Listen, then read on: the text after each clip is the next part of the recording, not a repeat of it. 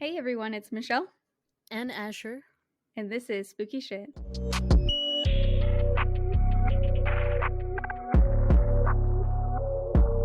So this week we are going to be talking about people who were murdered on Halloween, because happy Halloween everyone.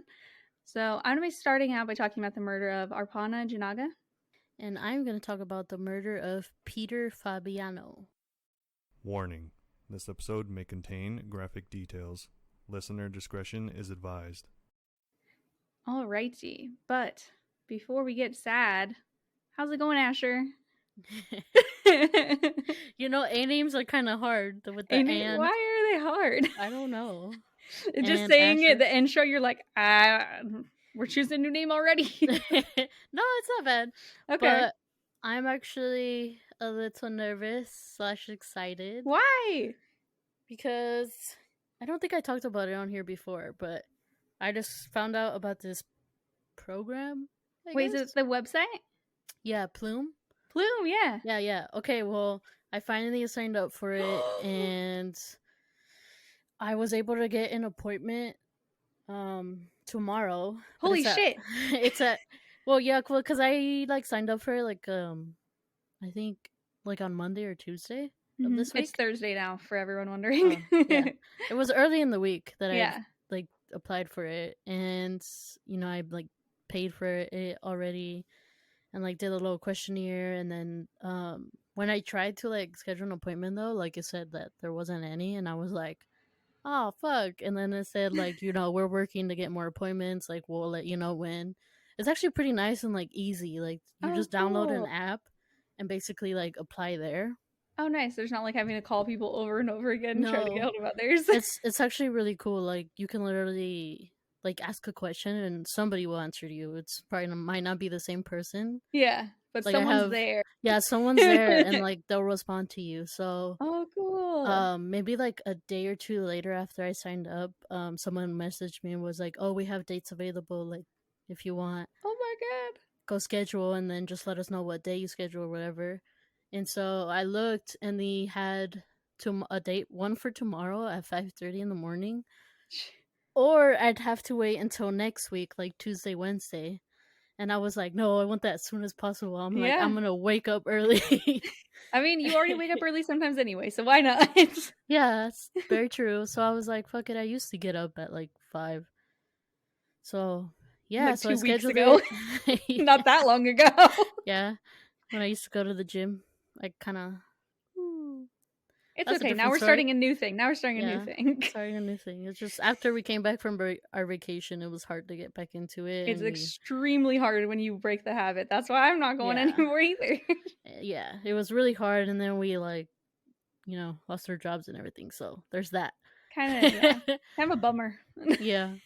So, yeah, that kind of fucked up my schedule and shit. But, yeah, so I was able to get an appointment for tomorrow, 5:30. So what's the appointment exactly? Are you talking to someone on it? Are you, going to a doctor? Or what is it? To a doctor?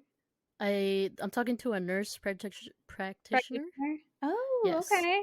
And I'm not really sure. They sent me some information about tea and just, the risks and stuff. So I assume, she's going to talk to me about that. And obviously, I feel like it's just going to be, information / for both of us, they're gonna give me information on tea and stuff, and then I'll have to give them more stuff about my background and health related stuff.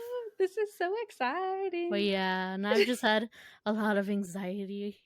What do you have anxiety about? Are you afraid of the side effects?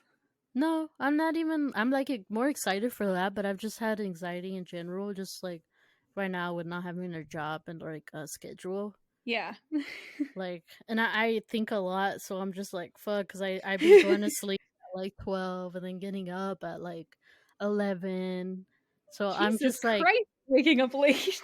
Yeah. So we go to bed late and then we actually wake up at 10 or 9:30, 10, but we stay in bed until 11:30. Oh yeah. So I don't like how that makes me feel either. Yeah, I'm just kind of getting I want to do something, I'm yeah. Like a podcast. We should start recording in the morning. Get us both awake. I'm be all sleepy. I know. But yeah, so that's kind of just been messing with me a little. Or I guess I'm a little stressed, but not allowing myself to be stressed in a way. Trying not to think about it. Yes. Yep. Because That's I'm my actually daily schedule. I've been like breaking out a lot, like on my face, and that usually only Oh, yep. happens when I'm on my period or I get stressed out. Yeah. What a fun time. Yeah. Otherwise, my face is pretty clear and I know you clean. feel like you have very nice skin. I do usually. Not to be creepy, I was like, I've noticed whenever we used to record. Yeah, I was blessed. I didn't really get that much acne. I know someone who got fucked up on Accutane. I noticed.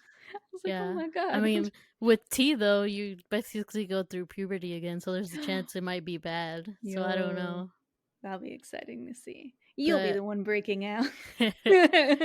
But I'm like really excited. It's just a little like scary too, because I'm like, oh my god, Are you gonna give yourself the shot? Have we talked about this?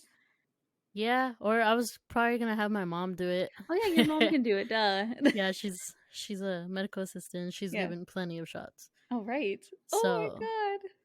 So yeah, that's. Are they gonna like prescribe it tomorrow, or do you have to do more stuff first? No, I'm pretty sure they might. No, I think they have to like do blood work and stuff first. Ah, lame. No, yeah. I was like, send me a video. No, but it's cool because they offer like video chats or like they walk you through it if you need help. Like, because obviously I don't know how to do it. Yeah. It's your first time and everything. Yeah. So I mean, it's really cool, but no, I'm guessing I'm gonna have to do my blood work and all that, so they know how much like to start me at, and just because I know they have to like test my levels and make sure everything's okay. Yeah. So I think it's going to be more like informational and just kind of setting everything up to start. Getting the process started. Yeah. Which is like super exciting. I had a friend who like went on tea whenever he was like 19 or something, and you should do this. Every month he recorded himself talking and saying, this is my voice at the beginning of tea and 1 month into tea and stuff. It was crazy because like 6 months later there was such a huge difference. Oh wait, you don't have to do that. We literally have a podcast. No, but still, like, yes, I've seen many videos like that, or just like it's cool because you could see just like the changes. Like, yeah, their changes, like their we'll facial see the hair, little beard showing up, the little hairs. Oh yeah, I'm definitely gonna do that. Or also, like in the trans group that I've like been a part of, they say to keep a journal. It's good to keep a journal of like your feelings and stuff like that, or just like little changes, and it's cool to look back at. Yeah. Oh my god, I'm so excited. Yeah, and I also next week you're gonna have a beard. That doesn't work that quick. It's 2 weeks. Sorry. No, it's like 2 to 3 months. That's when they. Wait, that's actually so fast still. Yeah, well, it depends. It's different for every person, but they say usually 2 to 3 months you start noticing like some major changes. Holy shit, that's exciting! I feel weirdly excited about this. Sorry, what else were you gonna say? I was just gonna say that I've contacted 2 different schools or barber schools to see. Look at you fucking go! I know. I'm like, yeah, I'm kind of getting like too stressed out, so I was like, fuck, I need to like do something get on it. Yeah, I was like, I gotta do something. I get off of my ass. Yo, when would those start? I don't know how barber school works. I don't know if there's like terms or. I'm debating between 2 right now. There's one in San Marcos. It's called Ivy League Barbershop, and actually, fancy ass name. Yeah, I've know a few people that are going there, or I've heard like I don't know them personally. You know of but them. Like, yeah, like Jesus is one of his friends is like going through it right now. Oh, cool. Jesus is Leah's boyfriend. Leah used to host. Yes. Jesus is your brother-in-law. Why don't I just say that? Yep, he's my brother-in-law. It's not just related to Leah. But yeah, one of his friends was like doing it right now. Well, they don't have much information on their website, so I like called them and sent them an email so I can like go see what's up. And then I also contacted Bella's Academy. Oh, why do they both sound so like fucking regal for some reason? And I actually have an appointment next week to go visit the campus and like just so they could like tell me more. Yo, that's so cool. Yeah. Look at you go. Yeah. You're gonna be learning all like the barber stuff just in time for your facial hair to come in and know how to groom it correctly. Right? It should be fun. I'm excited. That's so cool. Yeah, you need to learn how to do like sick designs so you can give me a cool undercut. Cherie just shaves it normal. I need some designs in here. She doesn't try to do no designs. She tried to do design. She fucked it up, so then she never tried to do design again. Damn, what she gotta, she gotta practice. Though. It was literally just like straight lines going diagonally, like a triangle, and she fucked one up and like did it way too far, and it looked weird. And she never did another one again. She should try like the arrow one. I feel like that might be easier. It kind of was like that. Like there was no bottom. An arrow might have actually been a better way to say it. Yeah, she tried what looks like it would be really easy, and I'm not gonna say she fucked it up, but she fucked it up. Well, yeah. So this is all on you, Asher. You better learn quick. I will. I want you to put spooky shit on the back of my head. You're not down. I know. I'm not. That would look so bad. I'll draw the little ghost.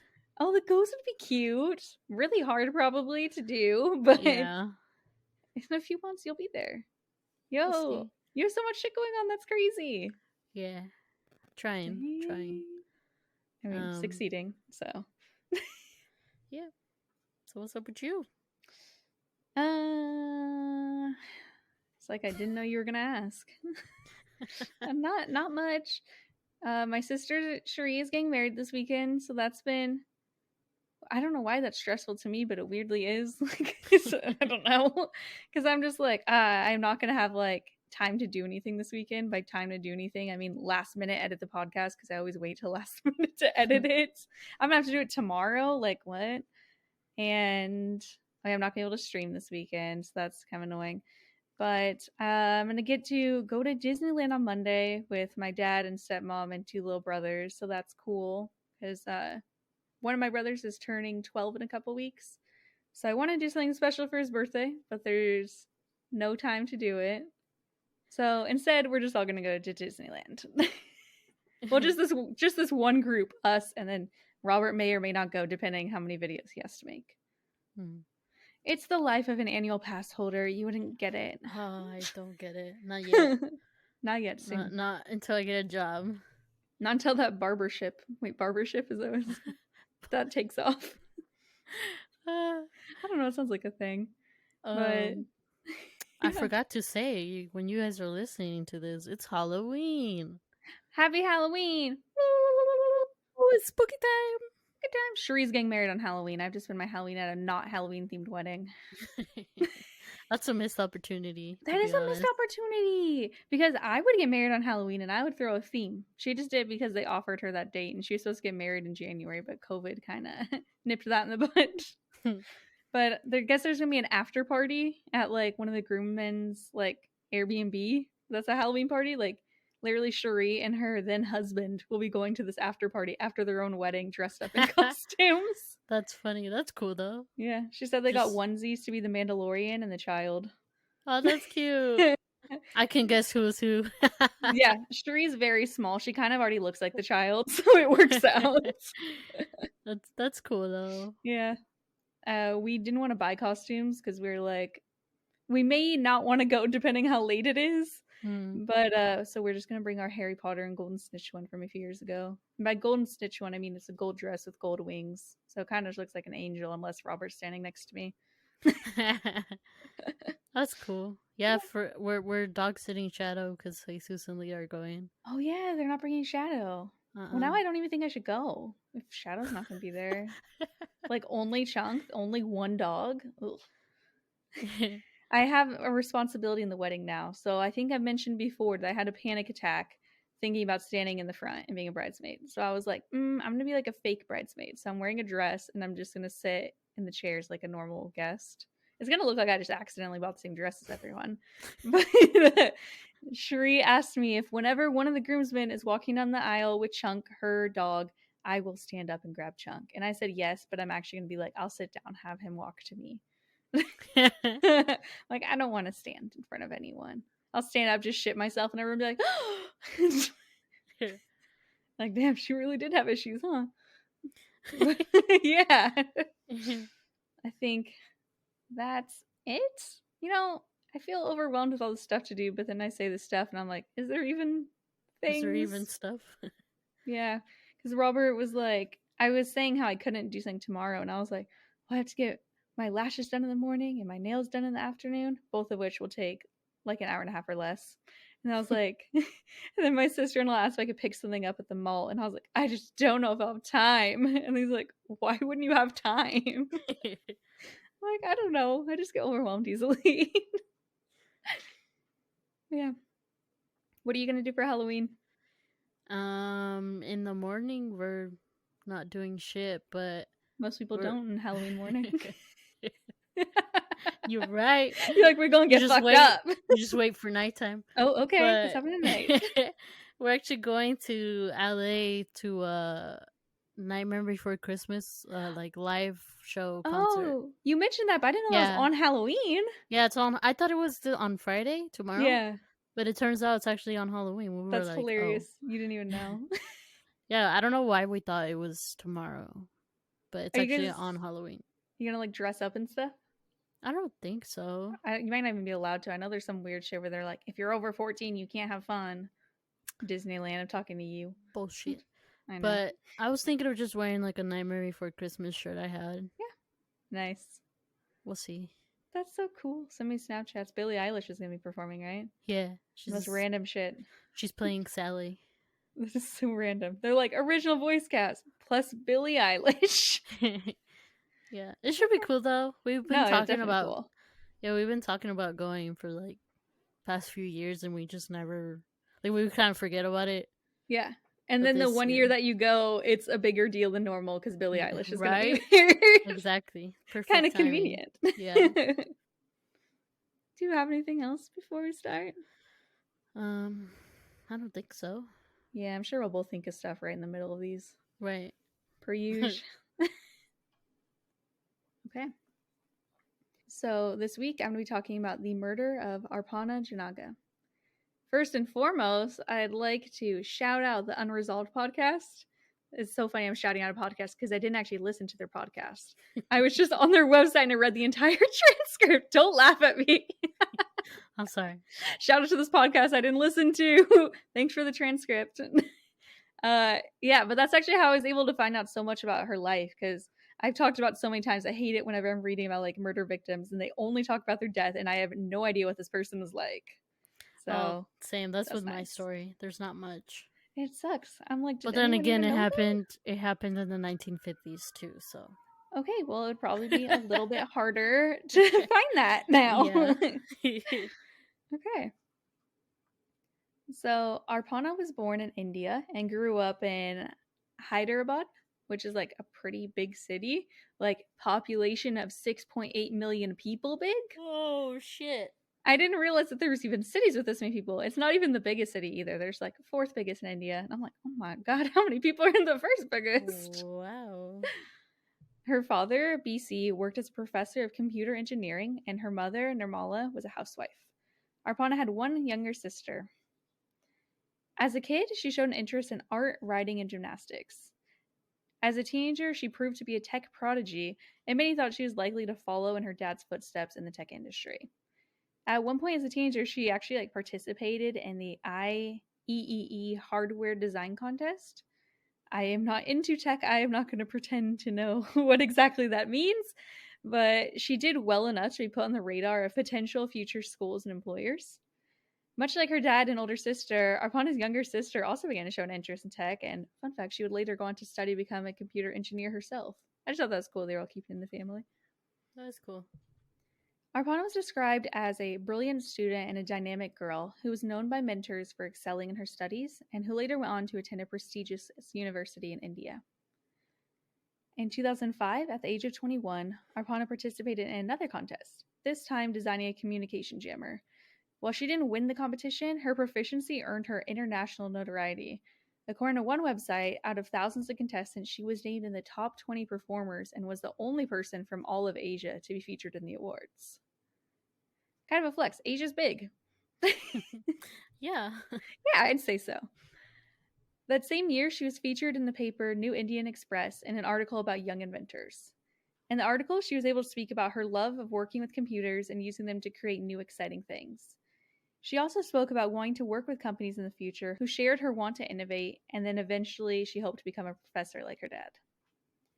After graduating from university in 2005, Arpana decided she wanted to gain even more experience and decided to travel to the US to attend Rutgers University, I think I misspelled it, in New Jersey, where she went on to gain her master's degree in electrical and computer engineering 2 years later. After earning her master's, she realized she wasn't quite ready to head back to India yet, so instead she accepted a job as a software quality assurance engineer with a huge tech company and moved to Redmond, Washington, a suburb just outside of Seattle. This area was apparently known for being a bit of a tech hub, so it was perfect for her, and she moved into the top floor apartment of Valley View Apartments. Starting in March of 2008, Arpana began her job for this new company and was known as being a hardworking and bright employee who was considered to be a rising star amongst even the higher-ups of the company. She even received a promotion by October of that year to be a lead programmer. While all was going well with her career, initially Arpana didn't have any friends and she didn't have any family in the area, but thanks to her bubbly personality and willingness to try anything at least once, she was able to eventually build a strong social circle to surround herself with and became an active member of her local community. So when she first moved to Redmond, she actually bought herself a motorcycle to use as a primary mode of transportation, which she had literally no previous experience with motorcycles. I don't know what brought on this decision. So she was, like I said, she was smart. So she began to attend biking classes to learn how to safely ride. And she even went on to join Pacific Northwest Riders, a local motorcycle club. Wow.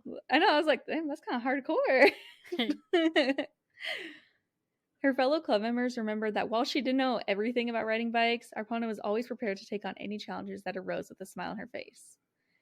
As well as the motorcycle club, she also would take taekwondo classes, volunteer at the Redmond Fire Department going ride-alongs to fires in the area, and she worked with animal shelters in the nearby Bellevue where she would help take care of abandoned animals. Doing everything. Mm-hmm.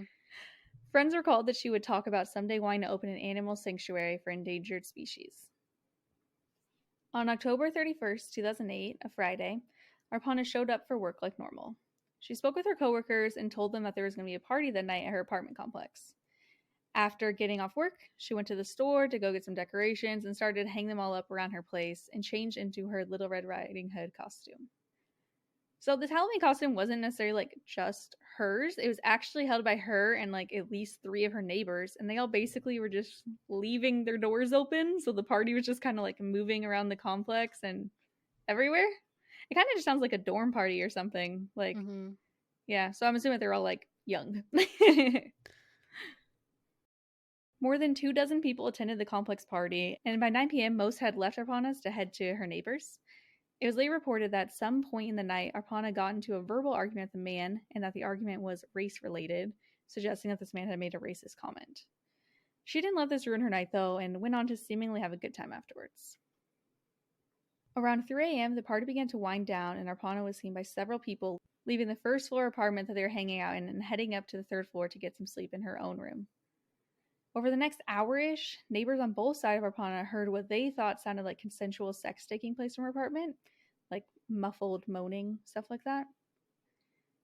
One of her neighbors was woken up around 8 a.m. by what he described as a horrible growling sound, which he thought lasted about 20 seconds and that ended with a solid thud sound.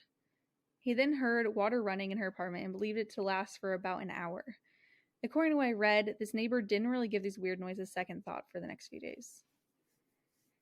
While Arpana hadn't gone to visit her family in India in over 2 years, she was still really close to them and would talk to them over the phone often, last speaking to them on October 30th, a call which they said she appeared to be happy and didn't really complain about anything or seem afraid.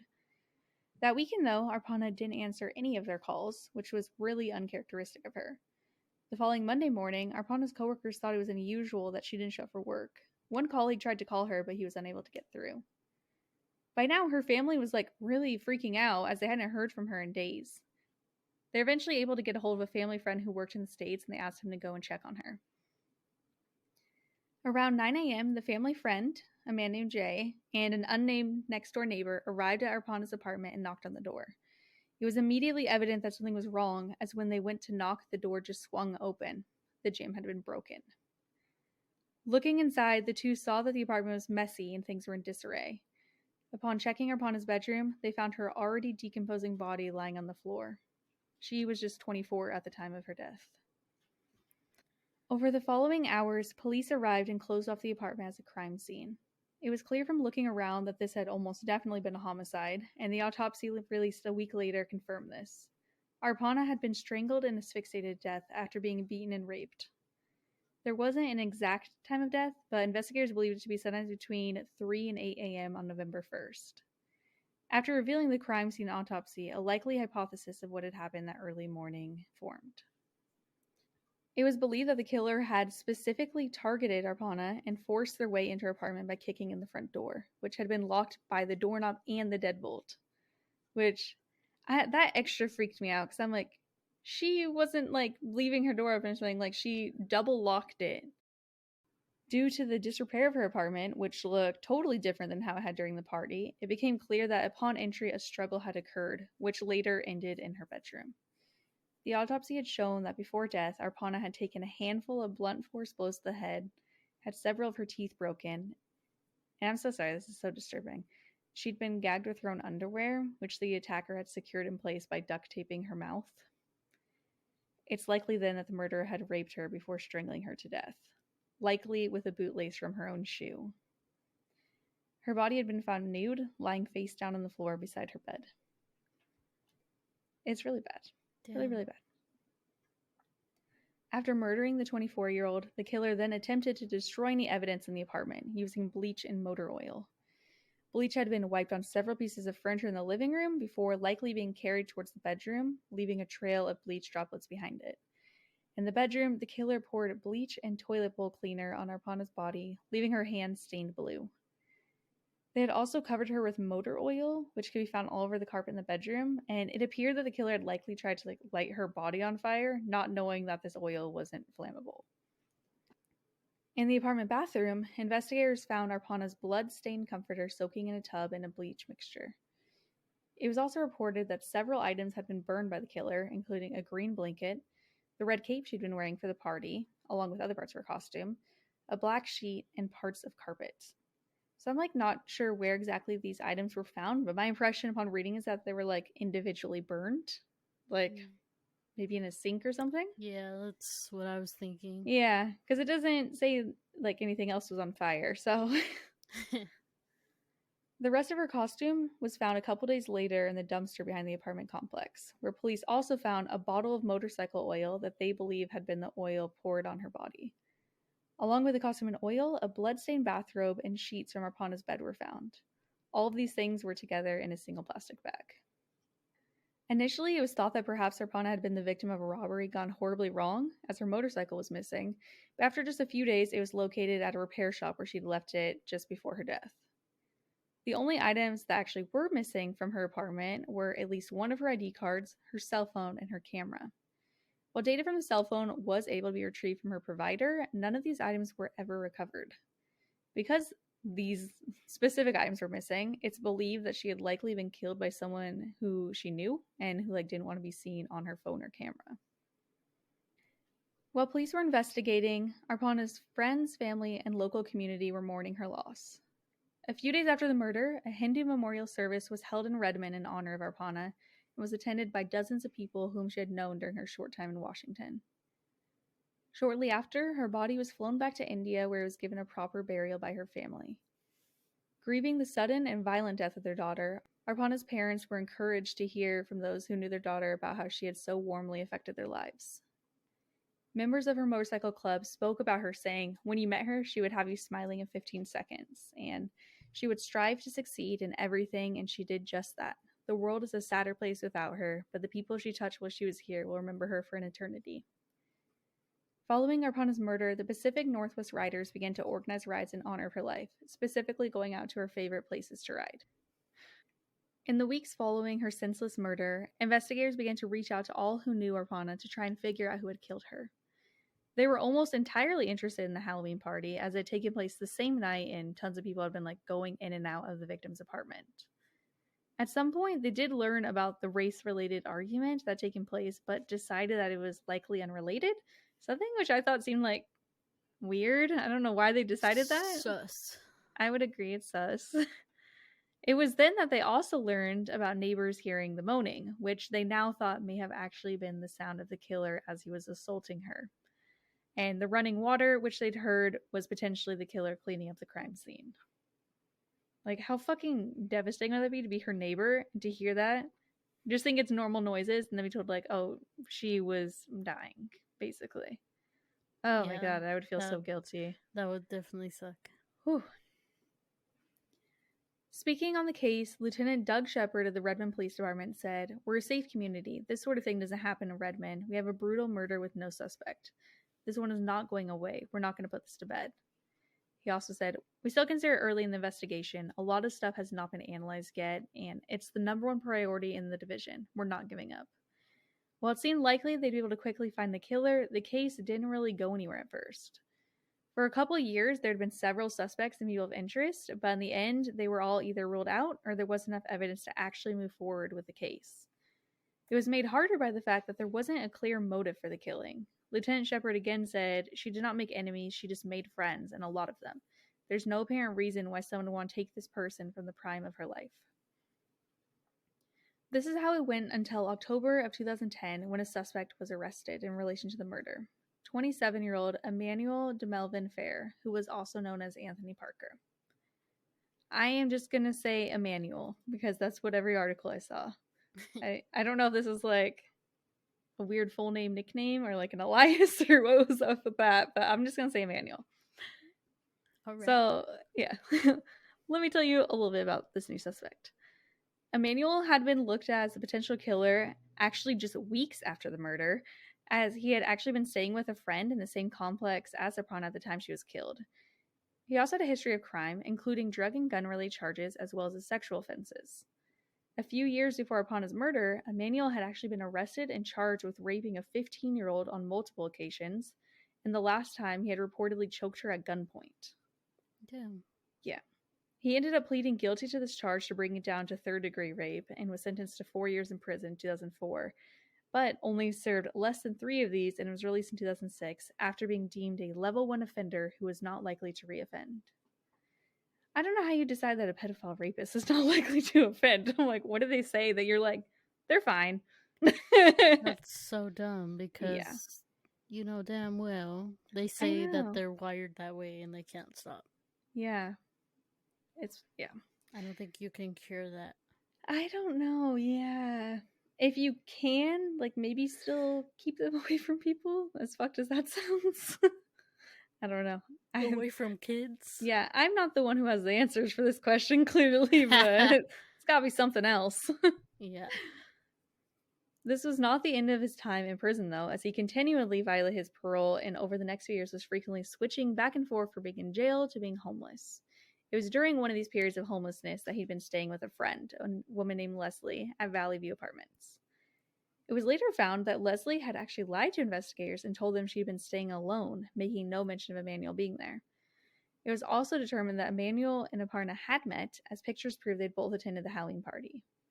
Emmanuel himself told investigators that he had gone into her apartment during the party and met her, saying that the pair got along well, and she briefly showed him some pictures from her bedroom computer, but that was all the interaction that they had. He claimed to have gone back to Leslie's apartment to sleep around 1 a.m. that night, but investigators pointed out that he'd made calls to numerous women between 2 and 5 a.m., including to Leslie. She's like, why would you call her if you're in her apartment? Yeah, that's sus. Yeah. Interestingly, he had also hung out with Arpana's neighbor for a bit, the one who would later go on to help discover her body, that named neighbor. The pair had gone down to the neighbor's car to listen to some music, and they even looked at music editing software together on the neighbor's home computer. They both claimed separately that that was the only time they had seen each other, and their hangout only lasted about 30 minutes or less. And this will become relevant later, so just remember that part. Okay. So Emmanuel had been at the top of the investigators' list for a while, but they hadn't had any evidence to point to him being the killer. That is, until a DNA test came back in 2010. According to police, these results show that Emmanuel's DNA was found on several pieces of evidence at the crime scene, including the tape used to cover Arpana's mouth, her neck where she had been strangled, and Trace's DNA were even found on the bloody robe that had been in the apartment dumpster. Emmanuel was charged with first-degree murder, and prosecutors made it clear that they would be seeking a life sentence for the murder, not the normal 35 to 45-year sentence that first-degree murder usually carried. But following his arrest, Emmanuel's defense obviously defended him. They claimed that he had actually not been receiving fair treatment by police and that he had been treated very, very differently than other suspects of the case because he was a black man and a majority of the other suspects were white. During pretrial motions, Emmanuel's attorneys claimed that despite other suspects and persons of interest having more evidence pointing at them, he was treated way more unfairly, and they were treated fairly well by the investigators. They also raised some questions about the DNA evidence that point to Emmanuel as the killer. Okay, so the genotyping software used in this case, and keep in mind I know nothing about DNA, what I got was from this article, so I'm doing my best. The DNA software used in this case is called True Allele. I think that's how you pronounce it. And it's been utilized by law enforcement all over the country. Basically, what the software does is use thousands of algorithms to read and translate DNA, making it easy to read evidence that police and prosecutors can use. According to a quote from Unresolved's website, utilizing almost 200,000 lines of code, True Allele can analyze evidence with more than a half dozen contributors and determine who the most likely culprit is based on how many genetic markers are left on the evidence and where. While a specific program had not yet been used in Washington, it had been used in dozens of cases across the U.S. and was seen as being pretty reliable. True Allele was heavily used by the investigation team and showed, even more so than their own crime lab results, that Emmanuel had to be guilty. So according to what I've read, the initial DNA results by their own crime lab were not the most definitive. Apparently so much so that if these results were brought up in trial, they'd be enough to argue reasonable doubt. Oh. Yeah, and I was of the belief that all DNA results would equal the same. Apparently not. Wow. I know.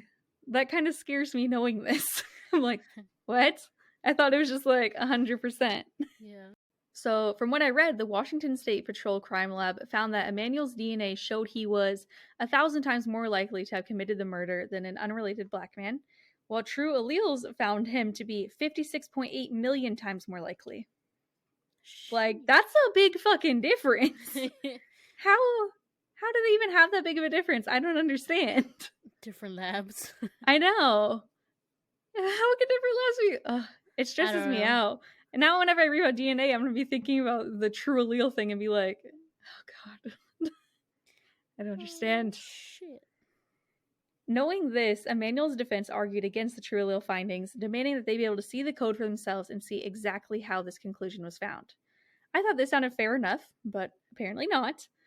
Cybergenetics, the company that developed True Allele, refused to show them the source code of the program as they thought that doing so would put the company's trade secrets at risk. Which I thought was a pretty shitty thing to do when we're literally talking about seeing if someone committed a murder or not. Can't you just keep on the down low? Just get a couple people to look, not openly release it all? Yeah. Come on. The CEO of Cybergenetics was willing to take this matter to court, and that's where the case remained for several years until eventually he won the right to keep the source code a secret. While all this was going on, Emmanuel was still sitting in jail awaiting his trial. Which I also did not know was a thing. You could just keep people in jail for several years and be like, yeah, you're gonna get your trial eventually. Well, yeah, they can do that. It depends on, usually I think arraignment. Mm-hmm. You can. They're arraigned with no bail. Yeah. Or found whatever reprimanded. Yeah, reprimanded. Or remanded, something like that. I thought that was fucking crazy. I'm like, damn, what about a right to a speedy trial? Holy shit. Well, not in this case. So the trial would finally begin in February of 2017. The prosecution argued that Emmanuel was a repeat sexual offender who had become obsessed with Arpana upon meeting her. They said that he had called multiple women that night, maybe, they didn't say to what, maybe trying to hook up with them, but was unable to reach any of them and had gone to attack Arpana instead. They claimed that it was unlikely that if he were innocent, his DNA would be found on multiple items related to the murder, like the duct tape and bathrobe. They actually went so far as to suggest that perhaps Emmanuel had an accomplice to the murder, the unnamed neighbor who had later helped discover Arpana's body, the one he was hanging out with. Yeah. That's apparently this neighbor had actually been a suspect in the investigation the entire time. It should be noted that at this time, the neighbor had not been charged with anything related to the murder, hence unnamed neighbor being their name. Mm-hmm. The prosecution countered these claims, saying that if they were just going to go off DNA, then this neighbor would be just as guilty as Emmanuel. It was actually revealed during the trial that Emmanuel's DNA was not the only DNA found at the crime scene. Apparently, the DNA from several men was found, some of whom hadn't even been at the Halloween party. Semen from a different unnamed neighbor was found on a towel near Arpana's body, and a different neighbor's DNA was found on the bootlace that the investigators had thought was used to strangle Arpana. But this neighbor didn't even attend the party and had an alibi at the time of her murder. Interesting. I'm like, maybe did she just like hang out with people all the time and none of this DNA is like fucking accurate? Like, what the fuck? It was also revealed that during the party, Emmanuel had been involved in a small accident. I don't know what that means. I'm assuming he like fucking ate shit, honestly. But it gave him a bloody lip, and he had gone into Arpana's bathroom to clean himself up, thereby leaving his DNA there. And several people verified the story. The defense also turned to the prosecution, saying that they had not actually singled out Emmanuel for 2 years because they really weren't sure who had killed Arpana. And apparently they'd even gone to a psychic once because they didn't even know which route to take. Wow. Yeah. They also pointed out how the dumpster evidence with Emmanuel's DNA wasn't found until 2 days after Arpana's body was found, giving plenty of time for it to be tampered with. The defense did not speak much on the accomplice theory. As I said, he was the only one facing charges, and thus it'd be unconstitutional for him to face the charges of like 2 people, which I thought was fair. Yeah. I'm like, I'm not saying that he's a good guy. Obviously, he raped a teenager before, but his defense is making some good points. That's true, at least. Following weeks of deliberation, a mistrial was declared as the jury could not reach a unanimous decision. 6 of them believed Emmanuel to be guilty, while 6 were in favor of not guilty. Interestingly, 5 members of the jury thought that this unnamed neighbor may have been involved. A retrial was originally scheduled for September 2017, but was placed on hold just a few days prior to its start, pending a discretionary review by the Court of Appeals. While the trial was on pause, both the defense and prosecution further worked to gather evidence to support their theories. The prosecution again was planning on arguing that Emmanuel had committed the murder along with the unnamed and uncharged neighbor, and they were relying heavily on the true allele DNA results. The defense were planning to argue that the prosecution argument was invalid. They could try Emmanuel alone, together with this neighbor, or separately, but they could not try Emmanuel for both of their potential crimes. I still don't understand the logic of this, by the way. I feel like it was never explained to me. I'm like, how was this other person never charged? Like, you guys are literally arguing in court. Yeah, this other person was super involved, but we never charged him? Like, what? I don't get that. The defense again would argue that while DNA may have implicated Emmanuel, it also implicated several other people, including this accomplice. I thought it really changed all of what I was thinking when they were like, oh, DNA found on the shoelace. And I was like, oh, so they were probably the one that killed him. They're like, that person wasn't even there. They weren't even home. I'm like, what? What do you mean? So it was made known that the suspicious neighbor had been spoken to 4 times in the weeks following Arpana's murder, more than any other suspect or person of interest. And he actually had like a pretty close friendship with her. According to reports, the pair hung out often when Arpana first moved into the apartments, but they'd begun to drift apart the last few weeks of her life as she began to spend free time volunteering and with her motorcycle club. Apparently, during interviews, the neighbor also admitted that around this time he had stopped taking his psychiatric medication, though from what I read, it was never revealed like if they asked what the medicine was or like what he was dealing with. I don't know, maybe you're not allowed to ask people. I feel like you are, though. Maybe you just didn't tell him. Yeah, but it's weird that they wouldn't be like, oh, medication. It's not like anything wild, right? Yeah. The night of the party, the neighbor had shown up late and already pretty drunk. He told police in an interview that night he had realized he was attracted to Arpana and was hoping to hook up with her, saying, she looked really good. I hadn't seen her in months. I'd never thought about her like that before that night. The neighbor claims that he went back to his apartment to go to bed around midnight, but phone records show he called Arpana twice that night, once at 2:56 a.m. and a second time at 3:02.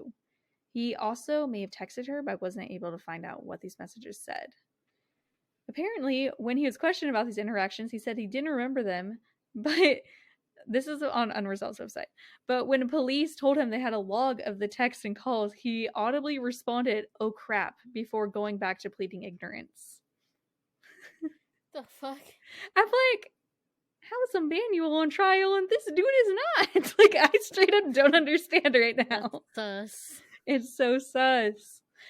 It was also revealed that the neighbor was one of the witnesses who said that he heard what sounded like consensual sex coming from the apartment. He said he'd been awoken by the noise but fell back asleep until 10 a.m., a statement which does not match up with his phone records. A different witness, who had not attended the party, arrived home around 3 a.m. and told police that they saw a non-black man standing in the doorway of Arpana's apartment. The description they gave of this man resembled the suspicious neighbor more than any other suspect. And the way that was worded, I'm thinking it didn't really resemble him that much. It was just more so than the others. Mm-hmm. When police followed up this information by asking the neighbor if he'd gone to Arpana's apartment that night after calling her, he said, "I don't think so." Like, are you, what? It's a yes or no question. It's a yes or no question. Like, what? I don't think so. I don't remember. Think so. And like, it's Halloween. Like, that's a pretty memorable night at least. Because, you know, usually they'll be like, oh, Tuesday the 3rd. It's like, okay, maybe you don't remember. Like, it's Halloween night. You probably would know. Sorry. It's okay. The next morning, when it's believed that the killer was cleaning up and trying to get rid of evidence, the neighbor said he'd woken up at 10. Meanwhile, activity on his computer showed that at 10, he'd been printing out maps to local pawn shops. Then the neighbor suddenly decided, hey, I'm going to drive up to Canada, but was stopped by border officials when he didn't stop at the border. His car was searched, and he was ultimately turned away as he didn't have a passport on him. When asked why he was trying to go to Canada so suddenly, the neighbor said he was kind of wanting to explore. Sus. This is saying it all out loud too is making me realize how much more weird this is. Sus. That is super sus. Later that same day, the neighbor went to a friend's house to attend a party where he attempted to wrestle other partygoers. During police interviews, the neighbor showed a noticeable limp that he blamed on the wrestling matches at the party. But in fact, witnesses at the party said he'd had the limp when he showed up. So it kind of seemed like he was purposely trying to find like a more chill excuse for why he was limping. Yeah. According to the same website, other witnesses claim that over the next days and weeks after Arpana had been killed, the neighbor had made some weird statements, kind of implying that he had gone over to her place before in his sleep. Some people were concerned about his emotional state following her death, as they had been friends before Arpana died, and he'd recently seemed like resentful of her and her new friendships and like that they weren't hanging out. Reportedly, at some points, the neighbor literally asked people whether or not he had killed her, like he wasn't sure himself. What? Yeah. It's like unreal. It's unreal. It's just unreal. All of this evidence and more was discovered over the following years, including that the neighbor couldn't recall if he had kicked in Arpana's front door and couldn't explain why he'd printed out maps to pawn shops around the area, as by then it speculated that the killer had probably gone and sold her phone and camera to pawn shops. Oh my You're god. like, did you kick in this woman's door who was murdered? I don't recall. I don't know, did I? I'm like, do you kick in doors often? What do you mean? Like, what the fuck? This is a usual thing for you. Yeah. Also concerning was that the same DNA that had been used to arrest Emmanuel showed that the neighbor was just as likely a suspect, like kind of as I said before. Apparently, his DNA was found on the bottle of motor oil and on the bloody rope, which had been found in the complex dumpster. It's really unclear to me, like, why they weren't charging this neighbor at the same time as Emmanuel. And they still haven't charged him. He's still unnamed. Still have no idea what the fuck this person... Like, what happened there? Why did they never charge him? Like, did they not have enough evidence or something? Probably. But it sounds like they had just as much evidence against him as Emmanuel, except for the only difference was Emmanuel had a history. Maybe that's why it just made it harder. I don't know, but it's fucking weird. That's super sus. It also could be a racial thing, too, because this unnamed neighbor was not black, and Emmanuel was. It's so strange. But regardless, Emmanuel's second trial began in 2019. Again, this time it seemed like it was going to be another hung jury, but over several days, they were finally able to come to a unanimous decision. Emmanuel was found not guilty. It turned out that the prosecution's strategy of basically making a big part of their theory about an unnamed and uncharged person did not work in their favor. That's just literally sounds like the worst idea I've ever heard in my life. Like, it sounds like you're just inventing a third person. Yeah. Like, what the fuck? One member of the jury even said, I think that was the biggest reasonable doubt and no one could eliminate him. We found Emmanuel not guilty because of reasonable doubt, not because we thought he was completely innocent. So they don't even think, like, he for sure wasn't involved. They were just like, yeah, the prosecutors did a shit job. Yeah. Like, yeah. It sucked. After spending the past 9 years in custody, Emmanuel was released just hours after the verdict was read. With their main suspect found not guilty, the police did not move forward with charges against anyone else, including the neighbor, as I said. So stupid, doesn't make sense. Yeah, I think that it was all just basically because they thought they didn't have enough evidence, even though it was the same exact evidence against Emmanuel. But yeah, so they never charged him. And I thought it was really interesting. While reading the transcript for Unresolved's episode on Arpana, they brought forward a couple other high-profile criminals who seem as though they could be related to the case, maybe. First is Mark Patrick O'Leary, a convicted rapist and home invader who went on to inspire the show Unbelievable on Netflix, which I have not watched because it seems very upsetting. Mark had committed a series of rapes in the suburbs around Seattle, Washington, and Denver, Colorado from 2008 to 2011. Apparently, after his arrest, it was found that he had encrypted computers that, as of 2017, investigators were still unable to open, leading some to believe that he had killed some of his victims and stored their information there. Probably. I'm like, how do you... That's another thing I don't understand. How is there just saying that they're like, we have this thing, we're never going to be able to see it? I'm like, why? Just do it. Just open it. Unencrypt it. I don't fucking know. Probably hard to do. Yeah, I guess, but reading it just sounds easy. Another person they mention is Israel Keys, who I actually talked about in our episode Male Serial Killers and Burglary. Oh, I thought I was mispronouncing it, but it was called burglary because you can't say it correctly. I was like, wait, it's burglary. Wait, no, I just fucked it up again. Burglary. I get it now. Now I get it. It's a hard word. Burglary. Okay, Jesus. Israel is known for being a very careful murderer, and while he confessed to 3 murders before committing suicide, he's actually believed to be involved in many more cases. According to a timeline I was actually able to find of like his movements over the years, because I think I spoke about how they released it so people could like compare murders to the timeline. But Israel had actually been in Seattle at the time of Arpana's death. He'd been there like a couple days before and a couple days after, and then he left. But yeah, all speculation aside, as of 2021, Arpana Jinaga's murder still remains unsolved. And we can really only hope that someday her family gets the answers that I'm sure they have been longing for. What if, like, Israel Keys, like, killed her, and then these other sketchy neighbors, like, went and basically, Ew. you know? You know what I mean? Mm-hmm. I'm not gonna finish, but maybe that's why there was, like... Ew, that would just be, like, a shitstorm of bad luck, man. Multiple people. I don't know. I literally don't even know what to think in this case. I don't know if I think it's Emmanuel. I don't know if I think it's the neighbor. I don't know if I think it's someone else. But I do know that the people did a really shitty job with that case because they made me doubt this guy too. Just reading all that, I was like, yeah, I would have voted not guilty too. Like, the fuck. Yeah, sus.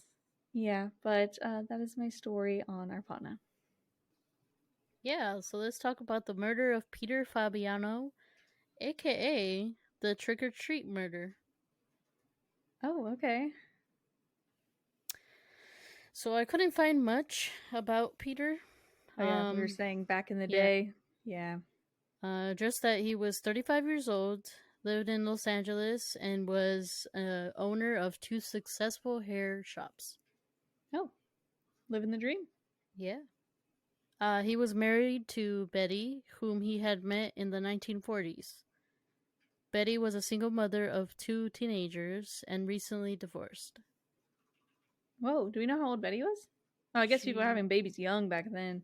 Yeah. I was like, damn. No, I think she was like 39. She was older than him. Okay. But I did see that. Well, I'm not entirely sure because some sources say she was 34 and Mhm. some other ones say that she was actually 39. I hate that even that stuff gets mixed up. I'm like, why can't you guys even know her age? Right? But I know she had 2 kids. They were Okay. both like teenagers, and one of them was a girl, and her name was Judy. The other one, I'm not so sure. Okay. But yeah, they actually like had gotten married in New York. That's Oh. like they met in New York. But they actually moved to Los Angeles before Peter's death. But yeah, like I said, I couldn't really find much. I just know that he served in World War II. Oh, damn. So yeah. So on Halloween night of 1957, the Fabianos were getting ready to turn in for the night when there was a knock at the door. Trick-or-treaters. Really late trick-or-treaters. Because it was around 11 p.m. and most of the trick-or-treaters had come by already. Like, they were literally, like, in bed, like, getting ready to go to sleep. Yeah, if I heard someone knock at my door at 11, I would simply not answer my door. I'd be like, nah. I'd, like, barricade myself in my room. I'm so paranoid. I'd be like, not today. But yeah, it was around, like, 11. It's 11:30 p.m. Okay, It's very like, late. Yeah. Peter walked down the stairs and grabbed the bowl of remaining sweet treats to greet the belated trick-or-treater. Damn, he really thought he was a kid, too. Yeah, or just teenager or something. Oh, yeah. A second later, Betty heard a deep voice and a loud pop that also woke up her daughter, Judy. Ugh. Betty went downstairs and found Peter bleeding in a pool of his own blood. Ew. Judy actually ran to one of their neighbors who was actually a police officer. Convenient. Yeah, so he was able to call the Valley Police Department, and so Peter was taken to the Sun Valley Hospital, where he was pronounced dead from the gunshot wound to his chest. Oof. Mm-hmm. The only witness to the shooting that they were able to find was actually a teenager that just saw a car speed away. Yikes. But yeah, there was little to no evidence found. No shell casings, nothing missing from the home. So they actually originally thought that it was a gang hit. Whoa. All right. Yeah, I guess. By a rival hair store. Yeah, I guess. I mean, it could happen. It could. But I guess because he had like a clean record, like they quickly ruled it out. Yeah. Well, almost clean. I guess he had a charge for bookkeeping or making. Not really something that you would expect to lead to a murder, though. Yeah, no, definitely not. I don't think it was gang related. But yeah, Betty told police that she thought there were 2 people at her front door, 2 men, because she actually heard one of them say, like, she heard the deep voice, and I guess they said, like, no. Okay. So that's why she thought, and then she said that she thought one of them pretended to be a woman. Okay, weird. Very. So yeah, when they asked her if Peter had any enemies, she gave the name Joan Rabel. Ooh. So Joan Rabel was born in Philadelphia, Pennsylvania in 1917 and had a lucrative career as a writer and photographer. It gets interesting. Yeah, I'm very curious now. So there's like some different, what's it called, like Theories? not theories, kind of, but like where she's from. Oh, like it's not certain where she's from? I don't know the word for it, but well, because there's like, I saw one article where they say she actually immigrated from, I think it was Lithuania. Oh, damn. Okay. And then she like traveled around with her husband as a photographer and stuff and writer. But then there's other ones that say she actually was born in Philadelphia. There's 2 very different places. Yeah, I'm like, so I don't know. One of the 2. So maybe her parents immigrated and then she was born in. But I'm not entirely sure. There was like some mix. I could see that being a thing because I'm like, why are they even bringing like a whole ass other country into this? But yeah, in 1957, she arrived at Peter's salon looking for work. this was after like she divorced her husband and just they got starting divorced. Okay. yeah, starting fresh. Okay. Joan and Betty actually became really close friends. So close that when Peter and Betty began having some problems, Betty moved in with Joan.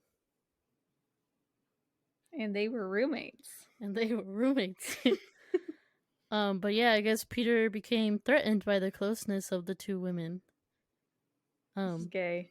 Yeah, they were close, if you know what I mean. Yeah, just some gals palling around. But yeah, I guess the Los Angeles Times described their relationship as, quote, gay as shit. Abnormal. So gay. Yeah. I guess in the 50s, that was code word for homosexual. Yeah. Okay. I think I might have read a little about this because I remember reading something about like two people being gay, but I don't remember all of this. So I'm like, yeah, they called it an abnormal relationship or what was Jesus. I forgot what else they called it. They just said like they were close friends. They were close friends, but the friendship was abnormal. And gay. Gay. But yeah. But eventually Betty actually decided that her marriage to Peter was worth saving. So she confessed to Peter that she had an affair with Joan and they reconciled. And she basically agreed that she would never like see Joan again. Those gosh darn bisexuals always going back and forth. Right? I'm bi. Don't be mad if it's anyone's first time listening. I'm just kidding. I was like, that could sound bad if people don't know. Yeah, that's true. But yeah, shortly after Betty decided to leave Joan met a woman named Goldine. Oh, I meant to look this up. Goldine Pieser? Okay. It's kind of like Pfizer, but without the F. I was imagining Pfizer. So yeah. Like, is it still Pfizer? I don't know. Peaser? I don't know. Peaser sounds the best. I think it's Peaser. It sounds like you're saying pizza funny. With like an accent or something. Yeah. But yeah, she met Goldine. I think I'm saying that right. I was like, dang, you're really committed to saying this name again. Goldine Peaser, a medical secretary. Okay. So the pair became fast friends as well and spent much of their time. Yeah, no, they were well. 50s friends or we'll get there. Okay. But they spent most of their time drinking coffee and gossiping. Oh, I love that. But yeah, it was later reported that Goldine was also gay and had spent most of her life suppressing her feelings. And she had actually married a man. Oh God, that's sad. Yeah. But yeah, it was during their coffee talks that Joan spoke to Goldine about, quote, evil Peter. Because I guess nickname now, evil Peter. Yeah, I guess like she still worked for him, but she wasn't allowed to see Betty. That's such a weird situation. Very. Your wife's ex-lover just working with you? Yep. Well, he had. I feel like he didn't really. Maybe he worked at one of the other stores because he owned two. Yeah. But I feel like he should have fired her. She could have quit. Like, why are you guys both still okay with this? Yeah, I don't know. That's awkward. I mean, I know it was harder for women to, like, find jobs back then, right? So maybe she was like, whatever. True. But yeah, Joan was heartbroken and angry that Betty went back to her husband, and she wanted revenge. Oh, no. So Joan began to seduce Goldine as she had with Betty and eventually convinced Goldine to kill Peter for her. Oh my God. She didn't even like her? She was just manipulating her? Basically. Holy shit. But Joan's a bitch. It's probably her first gay experience, so I know. She's like, I'll do anything for you. Yeah. Girl, no. But yeah, later on, Goldine just kind of talked about how, like, she had no motive personally. She just wanted to please Joan. Damn.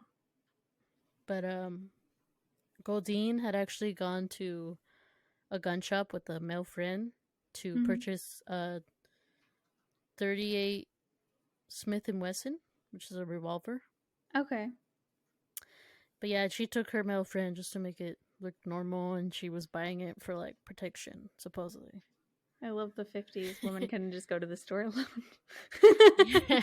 Make it But look yeah. normal. Bring a guy. No, yeah. But I guess I read in one article that she actually went with the guy, and they like kind of chose a gun, and then she met with Joan, and Joan gave her the money to buy it. Oh, Yeah. so planned. Creepy. But yeah, so on Halloween night, she and Joan waited in the car, like parked outside their house, and Joan thought about this. She had like a whole costume for Goldine to wear. She had actually borrowed her friend's car. So no one would know it was hers driving off. Yeah. Ugh. Or like recognize her car. Yeah. So she definitely like thought this out. So they were waiting in this borrowed car, and they waited until all the lights went off in the house, and that's when she sent Goldine to the door, basically. But Goldine's costume was basically she kind of dressed like a man. She was wearing blue jeans, a khaki like jacket, red gloves, and then there's differing sources say that she had like really bizarre makeup. Ew. And then other source says that she actually had like a Halloween mask.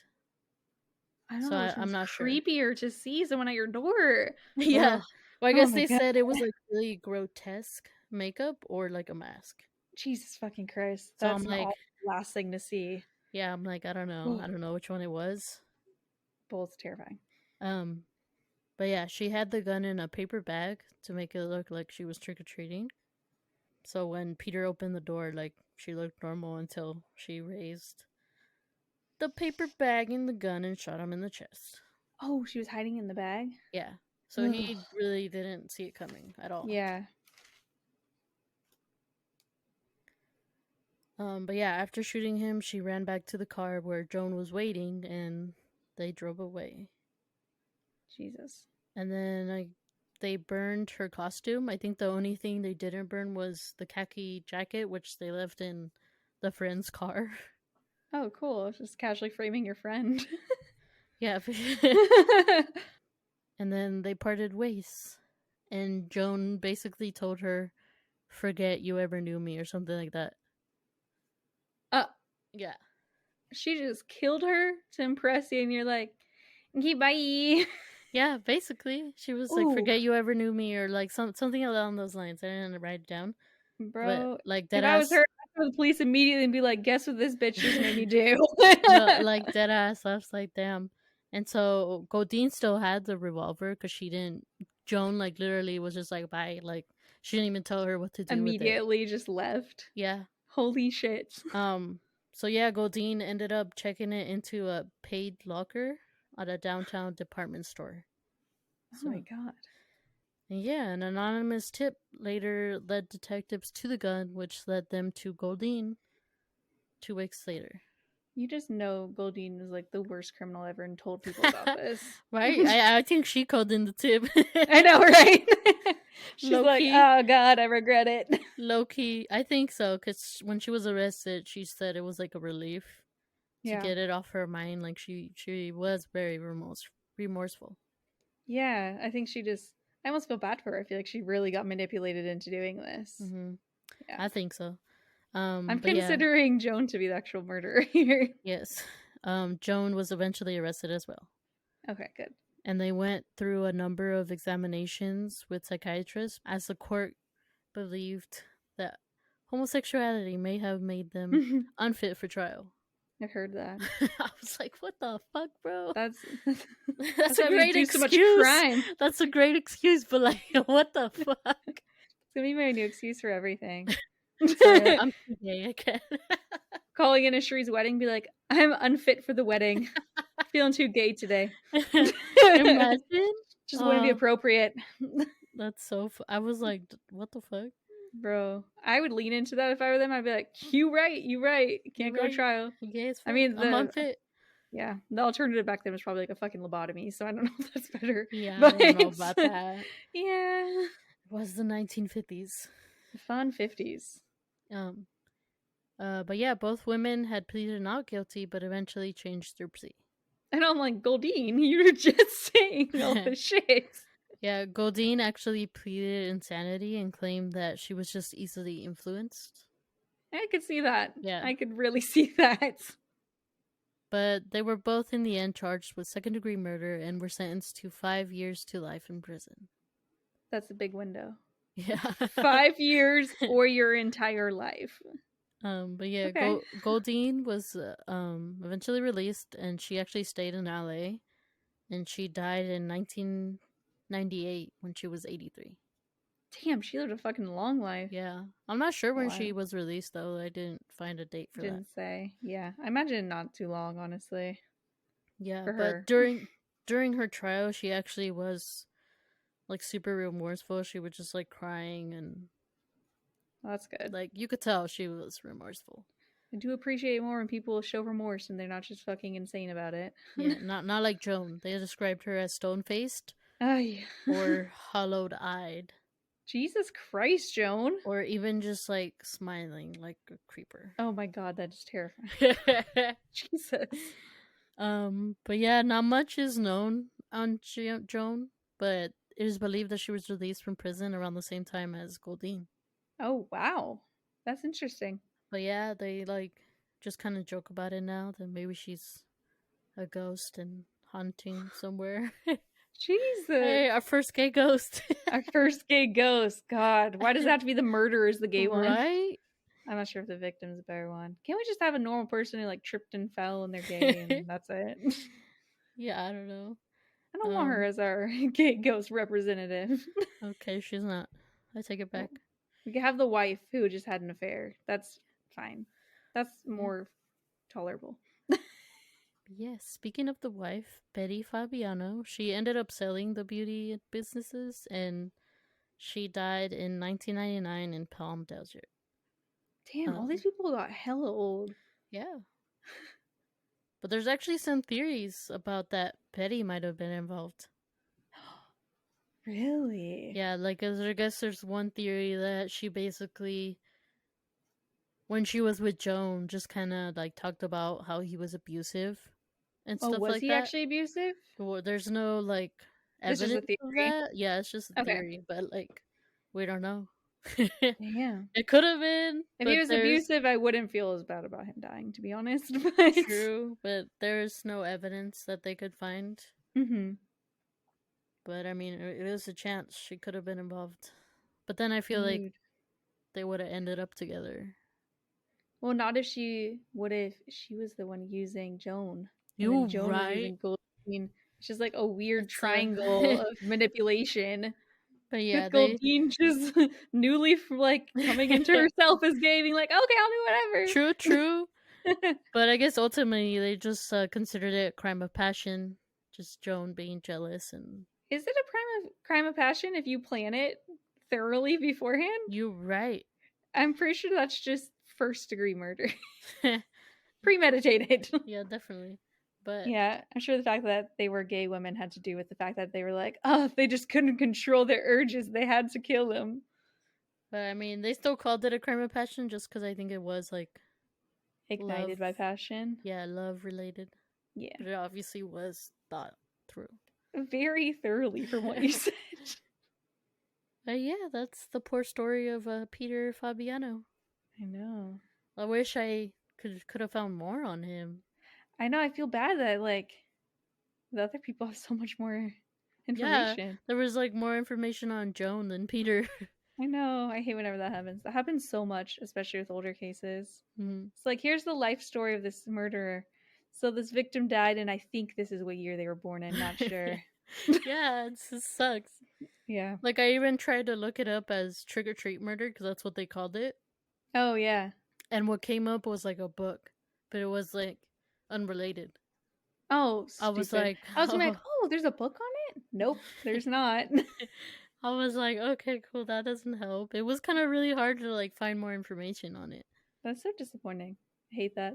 Like, I had to pull from a bunch of different sources, but they were all, like, said different things. Yep. So I was like, okay, cool.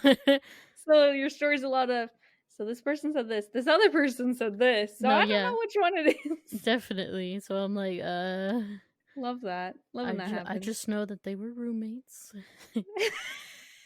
They were roommates. That's all we need to know. If I ever got okay, I'm gonna die someday. If I ever got murdered by someone, if I ever die, it's up in the air. We don't know. Are you a vampire? I wish. No, I don't. I like daytime actually. But if I were to be murdered, make sure that if someone murdered me, they would not get more coverage than me. You right. Go fucking hype me up. You right. I could write an entire article about you using all your different names. He didn't decide. AK. And then people ever did a podcast on you, they'd be like, so I was reading a lot of different names and all the different sources. I'm not sure what his real name was. Turns out he just never decided. on my what's it called? Your gravestone. A tombstone. Yeah. It's gonna say all 21. Or undecided. Undecided. In parentheses, we at least know it wasn't Andy. Or just Mr. Padilla. It was Mr. Padilla. That's perfect. It makes you sound mysterious. All right. Well, you have anything else to add before we end this? I can't help but be interested in if Goldine went on to embrace her gayness. I hate that I'm so interested in this woman who literally committed murder. I assume so. I hope so. I mean, that was such a traumatic event. She also could have been pushed back into the closet and been they made me kill. I don't know. I wish I knew, but I'm sure she wasn't openly talking about it to anyone. Yeah. She did. Definitely not. But yeah. Sorry, interrupted you. Was there anything you have to add? Oh, I was just gonna say Happy Halloween. Happy Halloween. Safe. Have fun. Don't drive drunk. Yeah, definitely don't. Call an Uber. Call your mom. Don't drive a Molly on coke. Any of that. On meth. Don't drive a meth. Call Uber or your mom. No, deadass, your mom. Asher's mom might get you. She might be mad, if you're drunk as shit, but I think she'd rather pick you up and you be safe and alive than... Yeah, I was gonna say, better for your mom to be mad than your mom to be grieving your death. Yeah, exactly. That's a good one. Yeah, everyone be safe out there. If you want to email us about your crazy Halloween plans, you can at thespookyshit.pod@gmail.com. Our Twitter and Instagram are spookyshit_pod, and our website is spookyshit-pod.com. Thank you as always for listening. Asher, that's your name this week. And just look down. I almost went with Andy. No. Never Andy. Okay, well, Asher, let's bring it out. Goodbye. Bye.